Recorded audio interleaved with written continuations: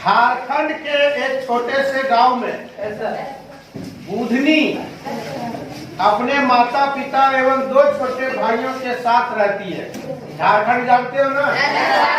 हम लोग किस राज्य में रहते हैं? झारखंड में कुल कितने जिले हैं? याद करवाए हैं?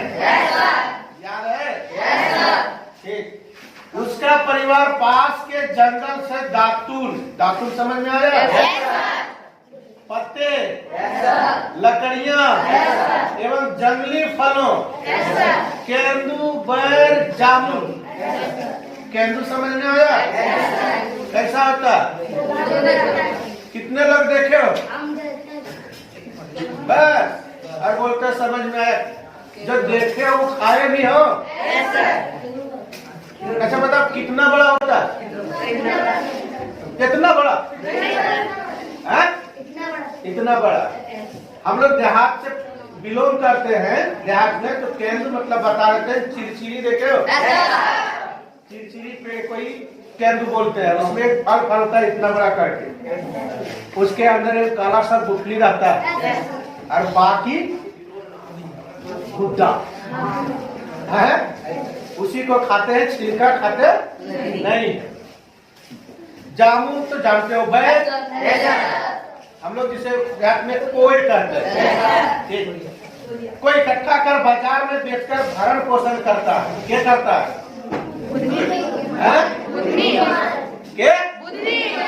ध्यान से 40 मिनट पढ़िए ना। बुधनी के माता पिता क्या क्या बेचते? दातूर, लकड़ियां और बैर, जामुन। बुधनी भी अपनी माँ की मदद करती है। आप लोग करते हो कि नहीं? क्या क्या करते हो माँ की मदद में? क्या क्या मदद करते हो? बर्तन धोने में, घर सफाई करने में, लड़ाई झगड़ा करने में भी? Yes sir. वाह। लड़ाई झगड़ा हो तो उसको कम करने में मदद करो, बढ़ावा देने में नहीं। हम लोग भी मदद करते हैं। बेंच छोड़ दीजिए, बेंच छोड़िए, आराम से बैठे रहिए, पैर नहीं हिलाना है। उसका परिवार घर के आसपास की पथरीली भूमि पर केवल बरसात के मौसम में मोटा अनाज, मक्का, रागी ही उगा पाता है, जो साल भर के खाने के लिए पर्याप्त नहीं है। यहाँ आप लोग को बताया है एक झारखंड राज्य के कोई विशेष क्षेत्र में जहाँ उसके पास ज्यादा अच्छा जगह उपजाऊ जमीन नहीं है और वे अपना जीवन का भरण पोषण जंगल से ही करते हैं। अब दूसरा एक और है, देखिए गुरमीत कौर पंजाब के एक गांव में रहती है। 2 जगह के बातें बता रहे हैं, एक झारखंड का हो गया और एक पंजाब का। क्यों बता रहे हैं आगे पता चलेगा। गुरमीत कौर पंजाब के एक गांव में रहती है। गांव की जमीन समतल एवं उपजाऊ है। समतल एवं उपजाऊ है। कोई गए हो उधर Punjab side, Bihar, MP, UP, Bengal गए हो? कोई बिहार उधर तुम देखोगे ना जमीन जहां तक नजर आएगा तो ऐसे बराबर नजर आएगा। हम लोग झारखंड में कैसे एक खेत के बाद दूसरा खेत के जो बीच में यारी देते हैं, मेड़ इसको बोलते हैं, वो इतने मोटा मोटा रहता है। और उधर के खेत का जमीन का जो यारी मतलब मेड़ है जिसको बोलते हो, वो इतनी सा रहेगा, छोटा सा, इतना बड़ा बस इतनी छोटा। इसीलिए कहा कि बराबर है वहां पे, इसलिए सिर्फ पानी रुकने के लिए उसको कोई बड़ा चौड़ा मेड़ देने की जरूरत नहीं है। पानी जब वर्षा हुई तो सब जगह भर गया, कहीं इधर उधर पानी गया ही नहीं।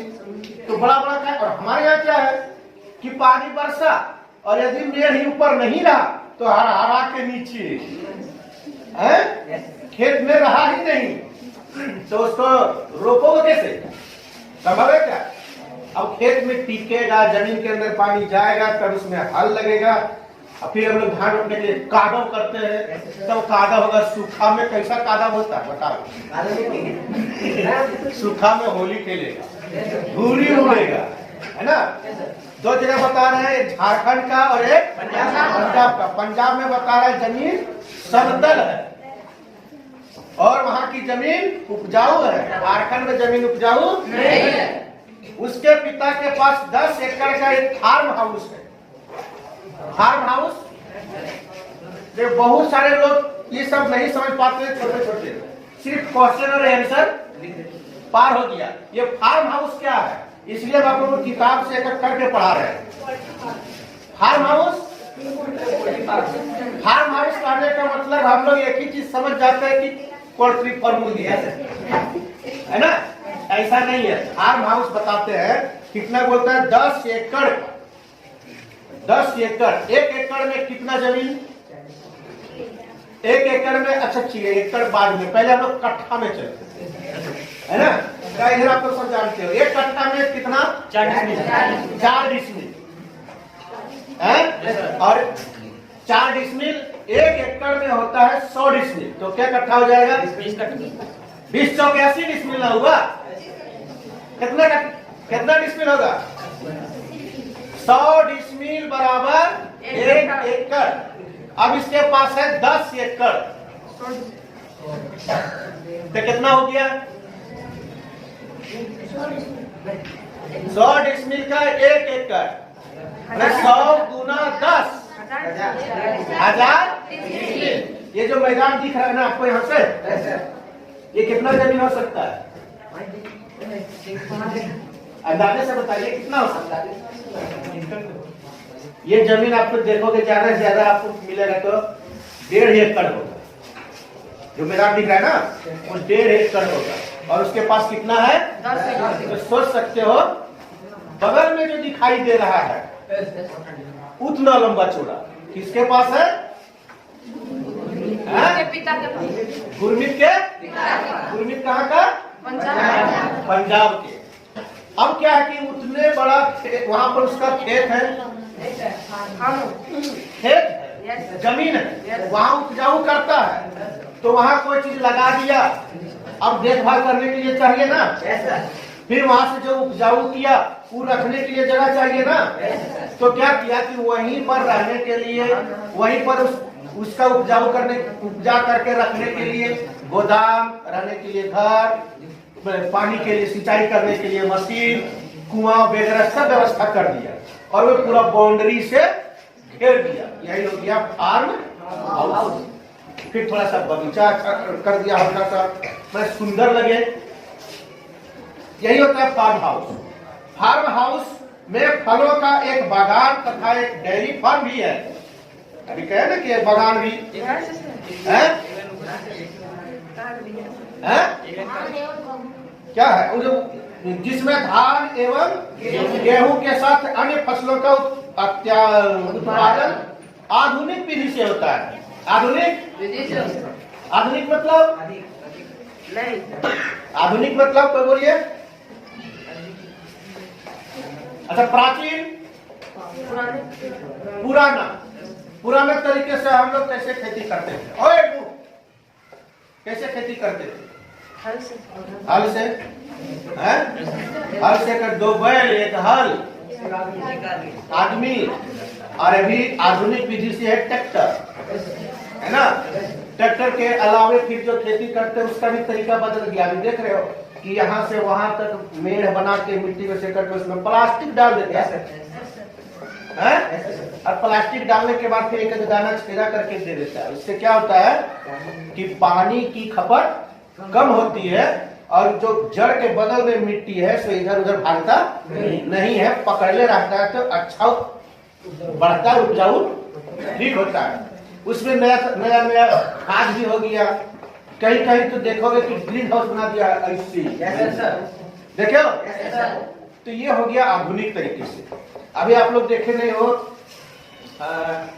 आलू का जो बीजा तैयार किया जाता है वो हवा में,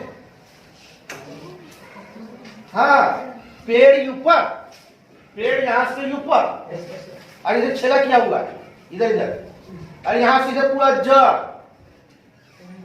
पेड़ इधर ऊपर में है, यहाँ पूरा जड़, और पूरे जड़ में इतना बड़ा बड़ा आलू। खूब, ये हो गया आधुनिक तरीका। तो कृषि में भी आधुनिक तरीका बहुत हो गया है। गुरमीत सिंह जो पंजाब के था वो भी आधुनिक तरीका से गेहूं, धान, फिर और आगे है आपका ये उसी में फल का बागान और डेयरी फार्म। क्या है भैया? डेयरी सब शांत हो। खटाल जानते हो? खटाल वो भी नहीं जानते? अरे जिसमें गाय भैंस रहता है वो डेयरी हो गया। मतलब क्या बोलते हैं आधुनिक नाम। और पहले खटाल, एक खटाल में कोई रखता था 10, 15, 20 गाय भैंस रखता था। ये गुरमीत सिंह भी उसी फार्म हाउस में डेयरी फॉर्म रखा था। खटाल को ही डेयरी बोलते हैं। उसमें बहुत सारे गाय रखे होंगे, उससे दूध निकाल के और बेचते हैं। तो इनको कितना तरह से फायदा, एक तो खेत से हो गया, जमीन से, गेहूं में, धान में, फिर फल में, फिर डेयरी से। यदि वो गाय को रखते हैं तो उसके लिए चारा चाहिए। अरे झारखंड में रखेगा उस तरह तो चारा कहां से मिलेगा ज्यादा उतना? ये बुधनी माता के पास नहीं हो सकता। चारा के लिए उपजाऊ कर रहा, वहां से उसको मिल जाएगा। पंजाब के गुरमीत सिंह क्या कर रहा है? 10 एकड़ जमीन में फार्म हाउस लगाया है, और उधर बुधनी की माता अपना भरण पोषण करने के लिए जंगल से लकड़ी, पत्ते, दातून, जामुन, केंदू बेच के चला रही है। और ये गुरमीत सिंह पंजाब में वो छूटा खड़ा लेकर चल रहे हैं, क्योंकि इसके पास बहुत आमदनी हो रहा है। गांव में एक नहर भी है। गुरमीत प्रतिदिन स्कूल जाती है। नहर जानते हो आप लोग? देखे हो नहर? कहाँ देखे हो? नदिया। नदिया को नहर नहीं बोलते हैं, नदी को तो नदी बोलते हैं। नदी को नदी बोलते हैं। एक हम लोग जगह और नहर बोल सकते हैं, जिसको देहात में फटा में सोइट बोलते हैं। सोइट देखे हो? नहर कोई इधर से बगोदर गए? बगोदर गए हो? बगोदर से थोड़ा सा पहले, बगोदर से थोड़ा सा पहले तुम देखोगे कि एक ऐसा बहुत सारा चौड़ा गड्ढा लाड़ या तक खींचा तो बनाया गया है सीमेंट से। नहीं देखे नहर? नहर मानव निर्मित है। वे बड़ा डैम से जोड़ा जाता है, और नहर लंबा चौड़ा को ऐसे गड्ढा बना के सीमेंट से, और पूरे ये जिला वो जिला, ये राज्य वो राज्य से पास करते हुए और फिर दूसरे जगह उस पानी को जाने देता है। उसमें करता क्या है कि एक बड़ा डैम से उस नहर में पानी को पास किया जाता है। गांव होते हुए, शहर होते हुए पास किया जाता है। और बाकी लोग जहां पर पानी की असुविधा है, जहां पानी नहीं है, कुछ लगाते हैं, सिंचाई नहीं कर पाते हैं, वैसे जगह में उस नहर के माध्यम से जहां जहां आपको पानी ले जाना है ले जाओ। ये होता है नहर, नदी नहीं। इधर लोकल में बगोदर में बना हुआ है, चालू नहीं हो पाया है। सरकार बहुत कोशिश कर रही है, देखो कब तक चालू होता है। तो वहां नहर भी है। नहर समतल जमीन में हो सकता है, उबड़ खाबड़ में होगा क्या? है? बहुत खर्चीला पड़ेगा। गुरमीत प्रतिदिन स्कूल जाती है, और बुधनी अपने माता पिता, और बुधनी प्रतिदिन स्कूल जाती है क्या? वो कहाँ जाती है? वो अपने माता पिता का हाथ बटाती है, मदद करती है, मतलब भी बेचने जाती है। और इस पंजाब में गुरमीत कहाँ जाती है? पढ़ने जाती है। दोनों में ये फर्क है। बुधनी और गुरमीत भारत के जो विभिन्न स्थानों में रहते हैं, दोनों राज्य भारत में है ना, लेकिन अलग अलग जगह है। और उनके परिवार के जीवन व्यतीत करने में बहुत ही अंतर है कि नहीं? यह विभिन्नता भूमि की गुणवत्ता मृदा, जल, प्राकृतिक वनस्पति जैसे संसाधन की विभिन्नता के कारण है। मतलब समझ सकते हैं कि ये जो दोनों को अलग अलग जो कारण हुआ कि एक स्कूल जा पाती है, एक स्कूल नहीं जा पाती है, ये दोनों, ये बहुत अच्छा से उपजाऊ करके अपना भरण पोषण चलाता है और एक जंगल से ही भरण पोषण चलाता है। दोनों में फर्क हुआ तो कारण किस लिए? ये जमीन के कारण, भूमि के कारण। कहीं भूमि समतल तो कहीं भूमि उबड़, कहीं जल की पर्याप्तता तो कहीं जल नहीं। अब इसी भूमि के बारे में हम आगे बतावेंगे। कुल क्षेत्रफल का लगभग 30%, उसको बंद करने दो, थोड़ा लिखने दो। थोड़ा सा रिवीजन कर लेते हैं जो परसों पढ़ाए थे। थोड़ा सा बताइए कि जनसंख्या वितरण का क्या कारण है। कुछ मतलब कहीं पर बहुत ज्यादा लोग बसे हुए हैं और कहीं पर कम बसे हुए हैं। उसमें से हम 4-5 पॉइंट आप लोग को याद करवाए थे। वो क्या क्या था? क्या क्या था? भूमि का क्या कारण था? एक एक करके बोलिए, क्या था? उसके बाद दलदल और मरुस्थल। यही सब के कारण जो जनसंख्या मतलब लोगों का कम बेसी इसी के कारण हुआ है। जहाँ अच्छा रहा वहाँ पर लोग बसे और जहाँ थोड़ा खराब रहा वहाँ पर लोग कम बसे। उसके बाद है भूमि। क्या है? भूमि बताए थे कल, एक लड़का नहीं देखा था। एक लड़का भूमि देखा था क्या? नहीं देखा था, तो कल वो देख लिया कि भूमि कहाँ है और किसे कहते हैं।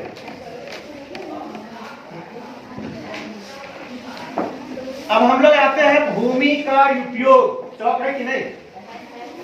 भूमि का उपयोग पढ़ रहे हैं।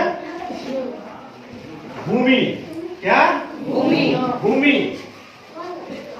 भूमि एक महत्वपूर्ण संसाधन है। कैसा संसाधन है? महत्वपूर्ण संसाधन है। कैसा संसाधन?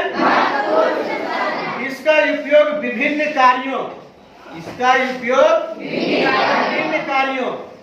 जैसे कृषि, वानिकी, खनन, गृह। हम ब्लैक बोर्ड पर लिख के आप लोगों को समझा। देखिए हम क्या कहते हैं कि भूमि एक महत्वपूर्ण संसाधन है। क्या है? महत्वपूर्ण संसाधन है।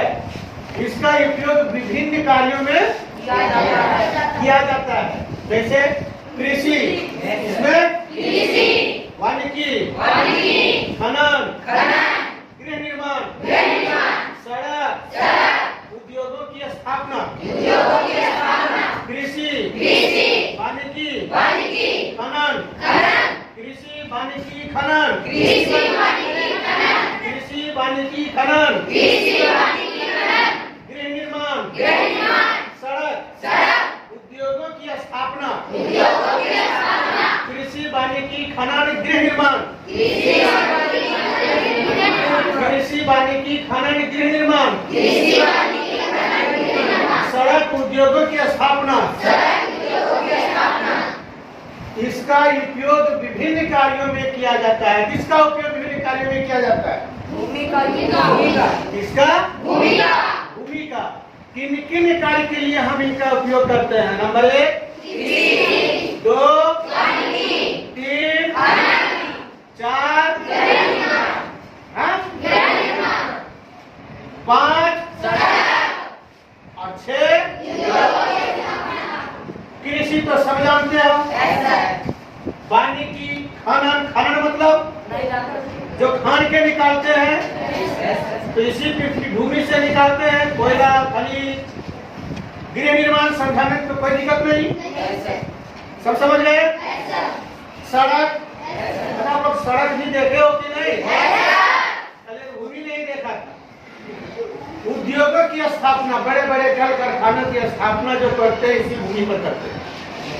हम लोग देखेंगे कि विश्व स्तर पर भूमि का उपयोग और भारत के बीच में क्या है?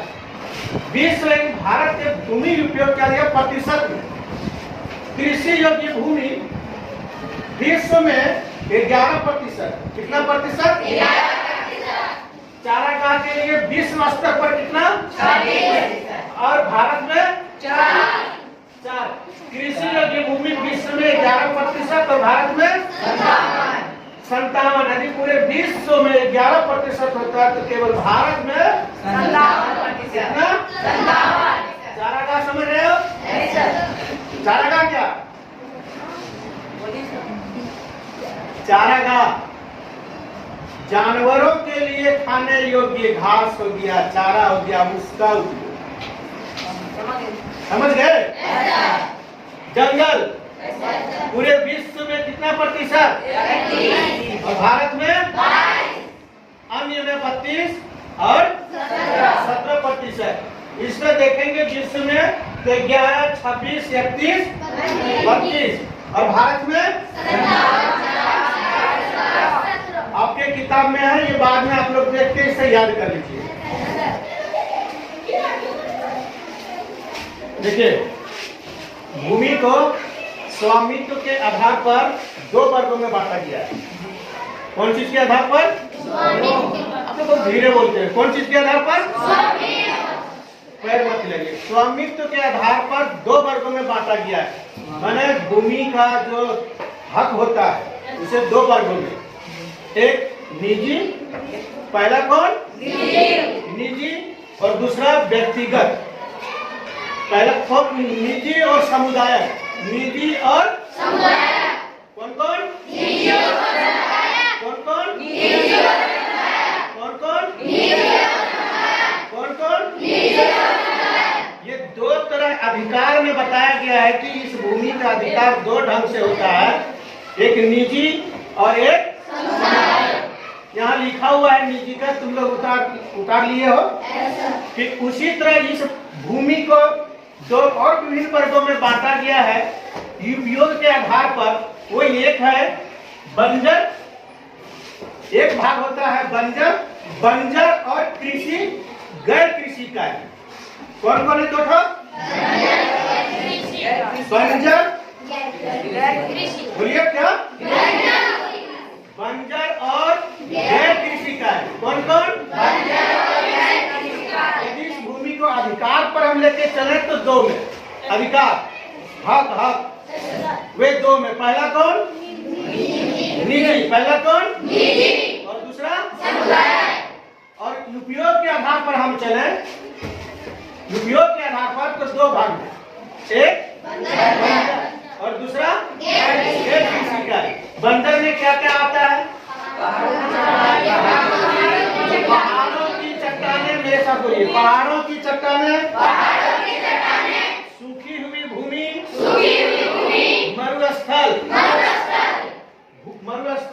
मरुस्थलीय भूभाग। बंजर में जहाँ आपको खेती नहीं होती है, कृषि नहीं होती है, बेकार पड़ा रहता है, वो बंजर हुआ, कुछ भी लगा दो कुछ होता ही नहीं।